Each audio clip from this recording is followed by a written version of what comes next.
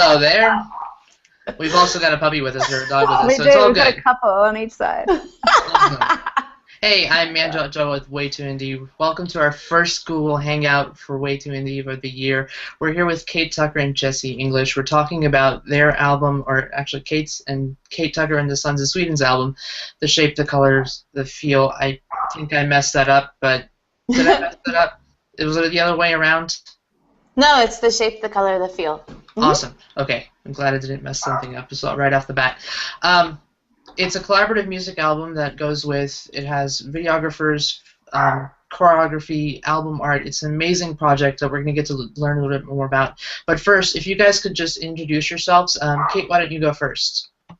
Hi, I'm Kate Tucker, and I'm the lead singer of Kate Tucker and the Sons of Sweden. Awesome. And Jesse? And I'm Jesse English, and I'm a visual artist and a photographer, and good friends with Kate. Awesome. So, let's get started. I'm going to ask, how did you guys both get started in your respective careers? So, like, how did you get into doing music, for example, and then visual art? You go first, Kate. Okay. My parents gave me a little tape cassette deck when I was about 3 years old, and I just walked around with it and made recordings. And ever since then, I think I saw Amy Grant when I was 7. And then I started practicing with the curling iron, and I just decided I wanted to be on stage and singing and writing songs. So I taught myself to do that in high school and put a band together in college, and here we are. Here we are. Mine's a weird story. It's a really long lead up, but in essence, I was in London and I was learning to be a chef in a really fancy restaurant, and the head chef was convinced I was an artist, and we fought about it for a long time, and it turns out he was right. He made me go home and go to art school, and that was the beginning of me working visually. Awesome. About 8 years ago, yeah. Cool deal. And so, talk a little bit more about the project. What was the inspiration for the project? Kate, why don't you explain like the overall, and then Jesse, if you want to go into what your inspiration was drawing from that album and drawing from those songs, that'd be great. And cool. Yeah. Well, I had written a song that is not on the album. I wrote it with this guy. I wrote it with Gabe from Kopecky Family Band, and he and I, and the chorus says, "Give me the shape, the color, the feel. Whatever you say, you make it real." And I've worked a lot in the past with different artists and different modes of art, and really enjoyed that collaborative process, probably more than anything about being in the arts. And so I was thinking, what would happen if we asked people to do that with this record, you know? And I feel like music is a really, it's a good place to start when you want to bring a lot of people together. And regardless of whether you're asking them to create something new or just to participate in an experience with you, I think music is something very universal that we all have our own unique responses to, but also can share very similar sort of experiences around. So essentially I just kind of thought, I want to call the record this. We're not going to put the song on it, but I want to call the record this, and I want to see how many people we can bring on who might want to create something with us. So and definitely one of those people is Jesse. So Jesse, how did your inspiration come from listening to the songs that are on the album? Well, man, first I got to say that I wanted to bring up that I still remember a year and a half ago when you phoned me up in August a year ago and told me this crazy idea. And I remember being like, sure, Kate, I would love to make an image for a song and make a film. And sure, that sounds great. And I got off the phone and I'm like, whoa, we'll see about that. And here we are, which is amazing. So I mean, Kate asked me before the album was even, like when they were writing and stuff, and I hadn't heard anything, but you know, I knew a lot about Kate's aesthetic and her influences and her inspirations, and you know, I was already thinking along those lines before we got to the point where I got sent all the songs. And so, you know, I already knew that there was sort of like, there's aspects of the rural and the mystical and the atavistic that go on, and so I was thinking about those things, and finally when I got the songs, I just started walking around New York City, which had not been Kate's best friend, listening to these songs that really felt like they came they came out of the forest and they came out of the plains to me walking around New York, and I would get these images, like really clear images popping into my mind. But we both knew that we wanted me to work in a medium called photogramming, which is something you do in the darkroom, wet process. It's almost disappeared now. And so every image I made is a one-off. It can't be repeated because I layer things into and on top of the paper before I expose it.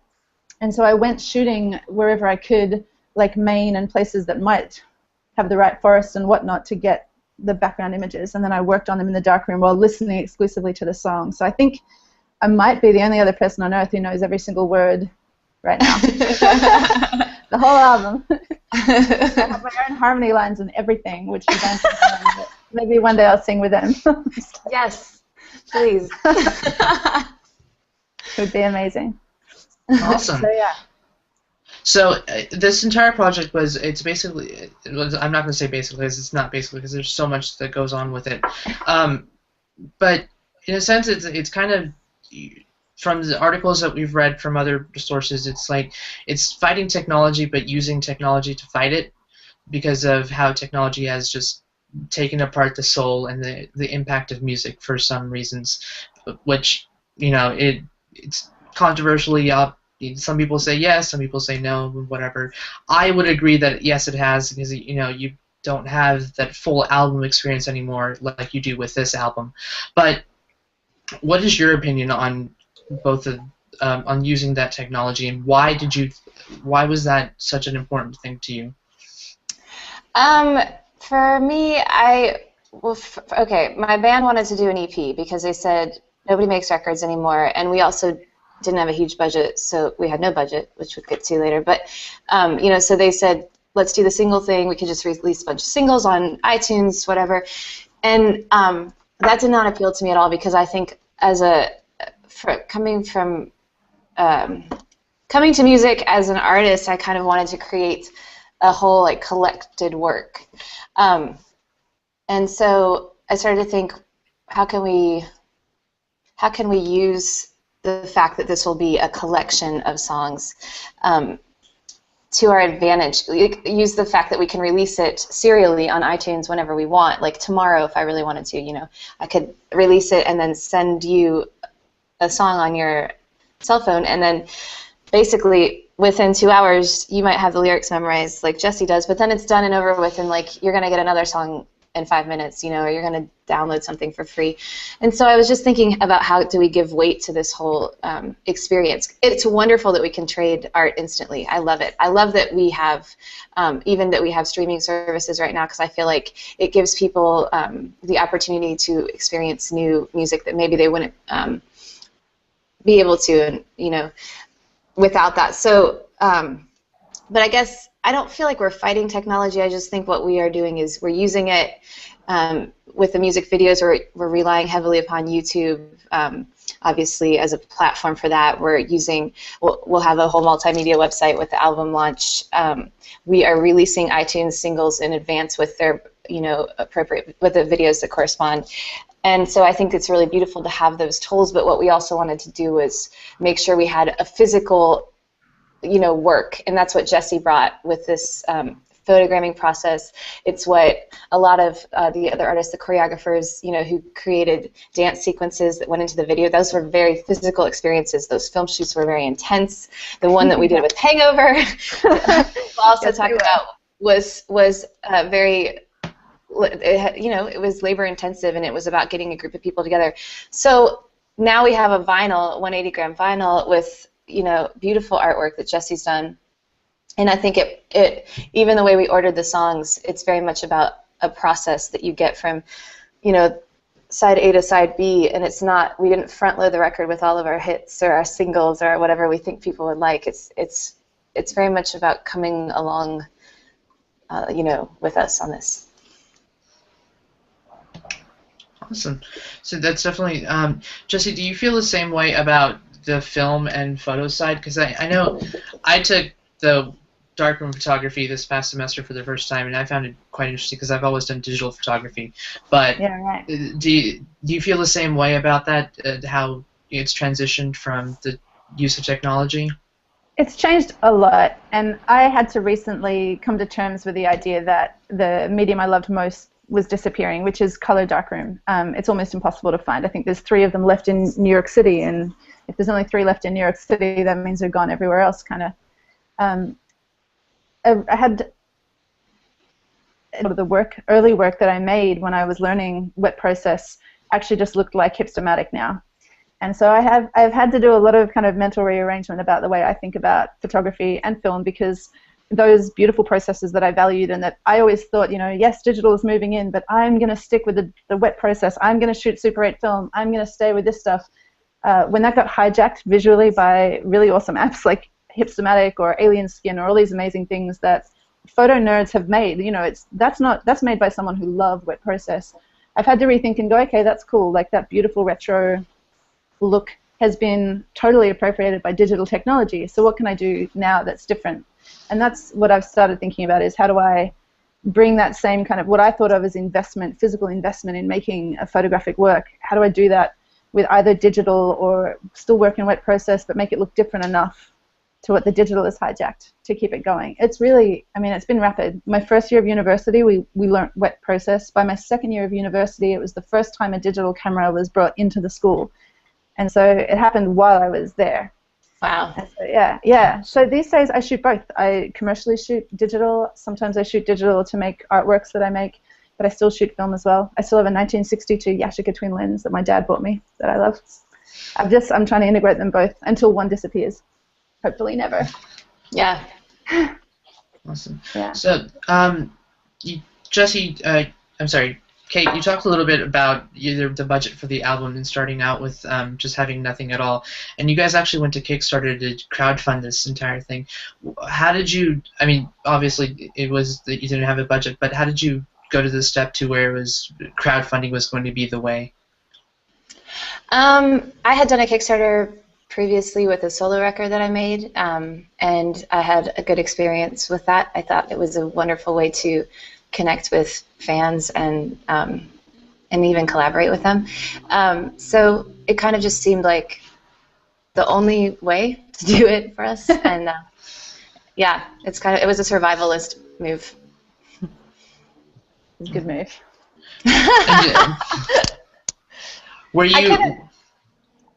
Go ahead. Oh, I was just gonna say, going back to what Jessie was saying earlier when I called her and asked if she would like to do this, I couldn't have done the Kickstarter without Jessie, and Miriam Bennett was another filmmaker who has worked with me a ton in the past, and if not for knowing that they were on board, and then Jessie came in from New York with pneumonia and filmed it 30-degree weather in Nashville, she filmed our Kickstarter video, but if not for knowing that they were on board, this project I wouldn't have gone and done a Kickstarter just to make a record. I felt like I'd already done that. I needed to figure out some way to one, get people's attention, because everyone's using Kickstarter now as a platform, and so I needed to do something unique, and I also wanted to do something that fit with our overall vision or my approach to music in the first place. So luckily she was on board, and then other people came along, and it seemed to attract attention for those reasons, because we reach people in the film world, and then we reach people in music as well.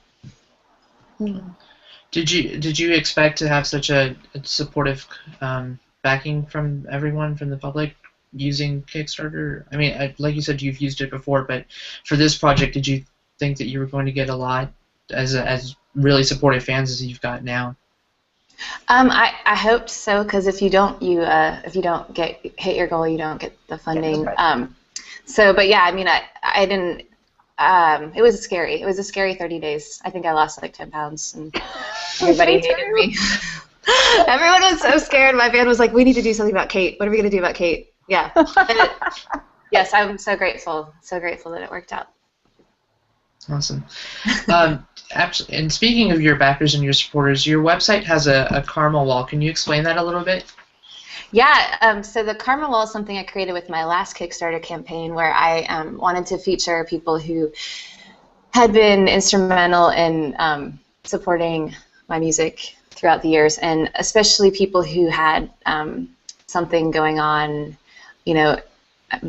Everybody has something going on, but I wanted to feature the the kind-hearted and talented people who were working hard in their own methods and modes of art or in their own businesses or whatever. So the Karma wall is basically just a huge wall of photos that has that are attached to links and descriptions and names of people, and it kind of just features what they do and what they're all about. And I'm sorry, the people have all worked with us, so they're all connected. It's not just people, but it would be collaborators of ours. Awesome.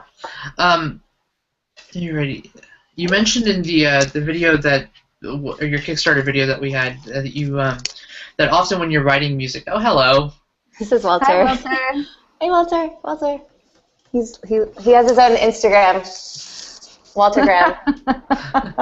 Amazing. Anyway, sorry, back to you. All good.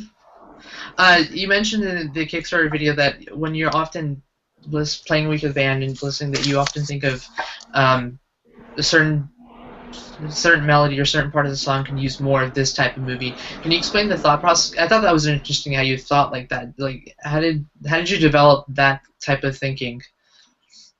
Well, I just feel like that's how I write songs. It's always been like when I get a feeling, I get a mood, and a lot of the times images are coming to me at the same time. Like I'll definitely see colors, and a lot of the time the images that I see, I think I've either seen in real life or they are in a movie. And so it was easy for me to communicate with other people by referencing the movies as opposed to whatever I've happened to see along the way. And so I think that just started to become a way of arranging songs with my band, and they started to get it, and it created this whole mood, which Jesse got right away too. And it happens that we have a lot of, I think, similar, I don't know. Loves. Yes, yeah, exactly. So it was really easy to get on the same page immediately. It was really, yeah. Nothing like saying to me, I'm really feeling Lynch. I'm like, oh. Yeah. I'm with you, babe. It's one I say a lot, yeah. Bless him. Jesse, in making Blue Hotel and the Hangover, the music video, what were your processes and some of the hardships that you had to go through? Well, with the Blue Hotel music vid, that's actually not me. I'm making a short film for Blue Hotel, which is not quite finished yet, but it will come out. Who was it who made Blue Hotel? Tyler Evans, yeah. Tyler Evans, that's right. I made Hangover, and that was fraught with some interesting hardships, not the least of which was finding out the day that we went to go and shoot in this abandoned house that we'd heard about, finding out that it was actually about 1.5 miles walking into the wilds with all the equipment and the lights and all of the stuff that we needed to make an abandoned house into a really cool party, and getting 50 extras in there and getting them out again when it got dark, and they'd all had a couple of drinks and they're having a really good time. There was all sorts of stuff. Probably the thing is, though, it seemed the whole time like it was kind of blessed, because no matter what we came up against with either budget or logistical issues such as that, something always came along to help. And there was a point when we were unloading all of this stuff to the side of the road to take 1.5 miles, and we only had a few people, mostly the band. I have to give props right now to the boys, to poor Ethan, Wes, and Matthew, who play instruments and also have been forced to carry gear all over the country and have been subjected to great discomforts from my filmmaking and others. And I'm sitting minding this stuff, and the police show up, and I think, oh my goodness, now we're for it. And they had been sent because people thought we were dumping rubbish. And in the end, the 2 police officers, bless their souls, Nashville police are amazing, started carrying all our stuff up the path with us. Bags of ice, boxes of alcohol. I mean, we couldn't have done it without them. So no matter what we came up against, something smiled upon us. It was worth it in the end. That was a great party that we had. I think everyone that was there would agree. Yeah. Yeah. We just watched the video yesterday with the band after rehearsal, and one, they said, oh, I still hate Jesse for making us go back to that house, because we went back again. That would probably be my favorite moment, was Jesse, you know, we got all this footage in the spring, and then we were like, okay, I'm not sure if this is enough. And so she said, do you think there's any way you could get everyone to go back and reestablish, you know, establish the fact that this is an abandoned house, and because otherwise it just looks really footage beautiful. In there. Yeah. Yeah. Because we made, Jesse and Miriam and the whole crew did such a good job of styling the set in like 1 hour.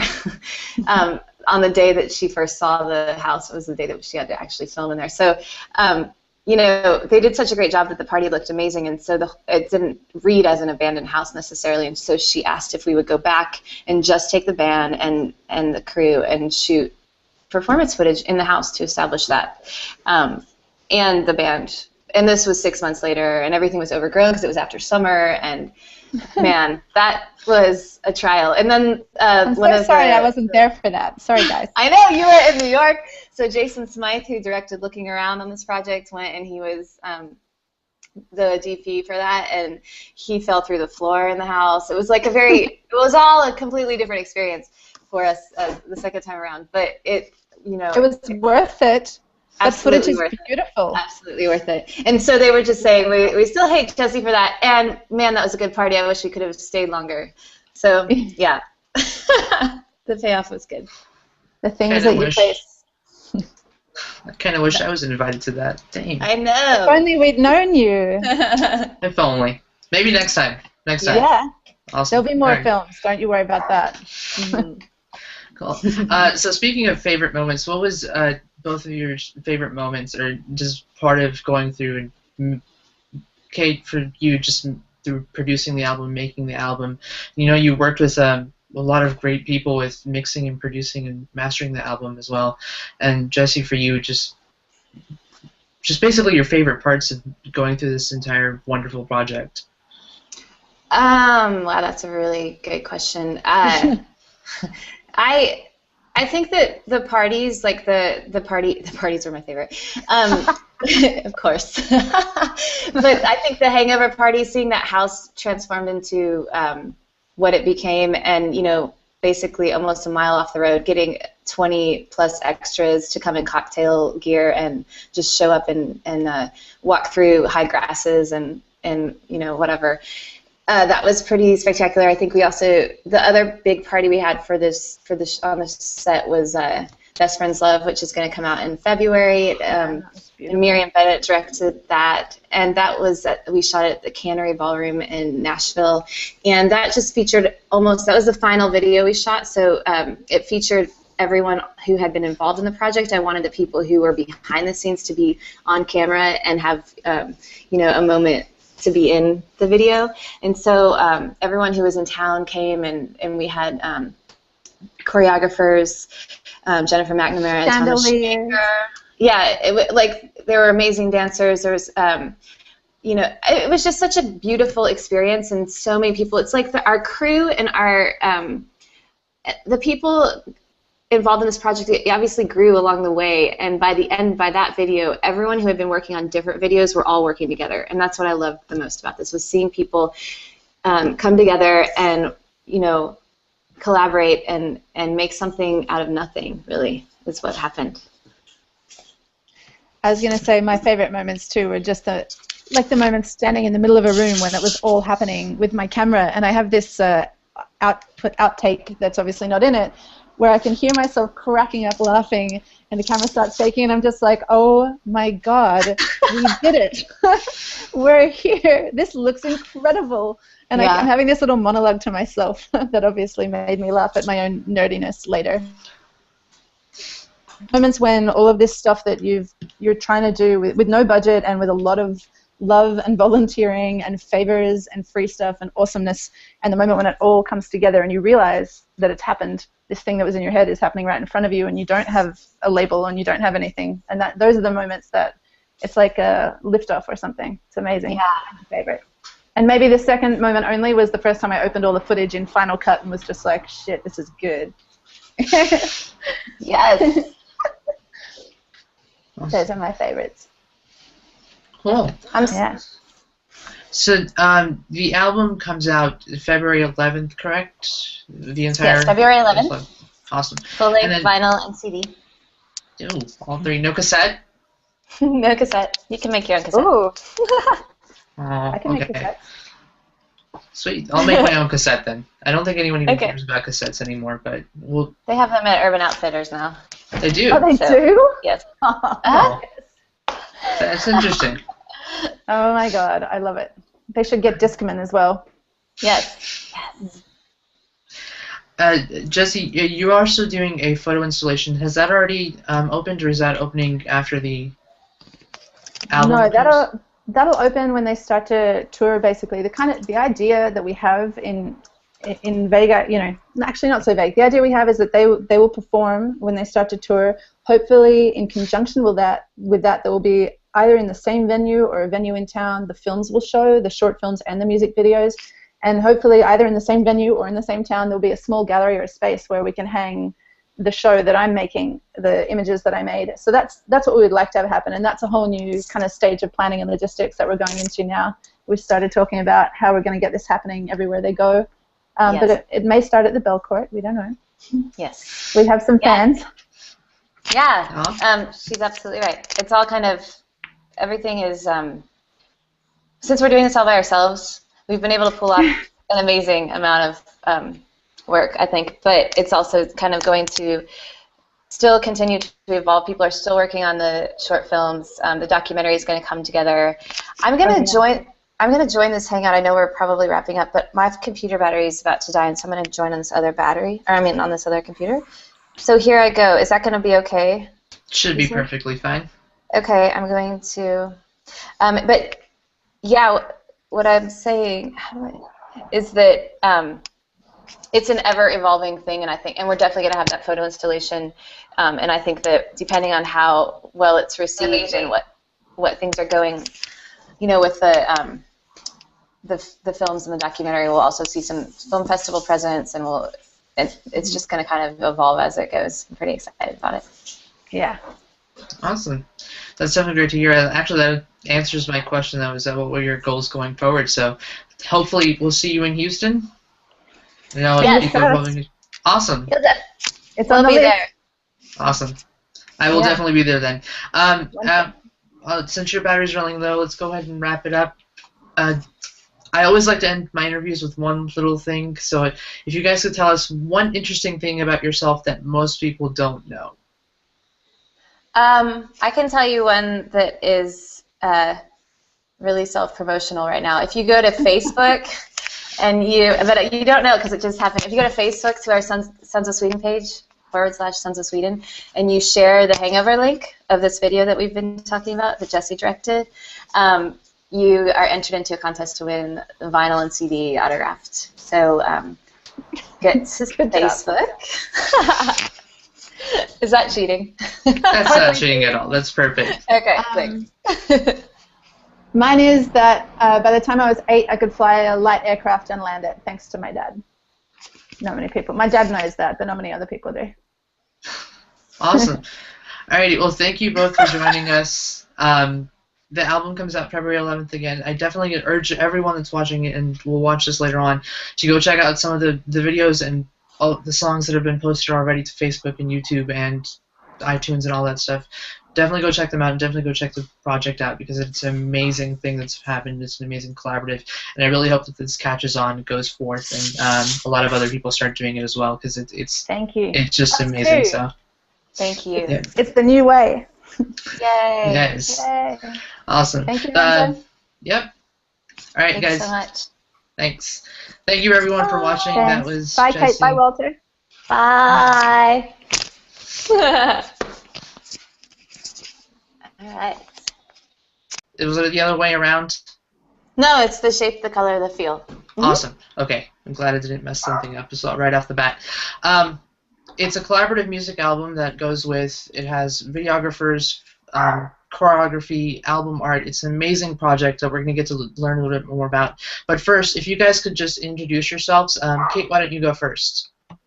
Hi, I'm Kate Tucker, and I'm the lead singer of Kate Tucker and the Sons of Sweden. Awesome. And Jesse? And I'm Jessie English, and I'm a visual artist and a photographer and good friends with Kate.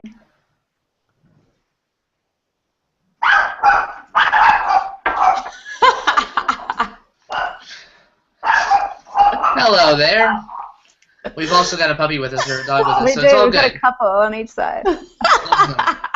Hey, I'm Manjo with Way Too Indie. Welcome to our first Google Hangout for Way Too Indie of the year. We're here with Kate Tucker and Jesse English. We're talking about their album, or actually Kate Tucker and the Sons of Sweden's album, The Shape, the Colors, the Feel. I think I messed that up, but did I mess that up? Awesome. So, let's get started. I'm going to ask, how did you guys both get started in your respective careers? Like, how did you get into doing music, for example, and then visual art? You go first, Kate. Okay. My parents gave me a little tape cassette deck when I was about 3 years old, and I just walked around with it and made recordings. And ever since then, I think I saw Amy Grant when I was 7.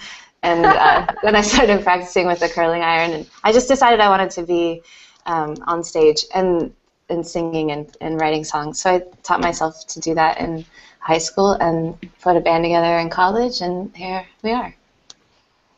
Here we are.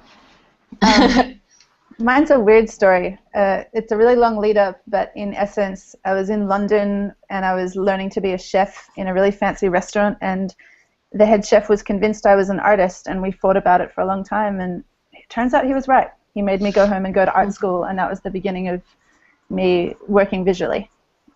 Awesome. About 8 years ago, yeah. Cool deal.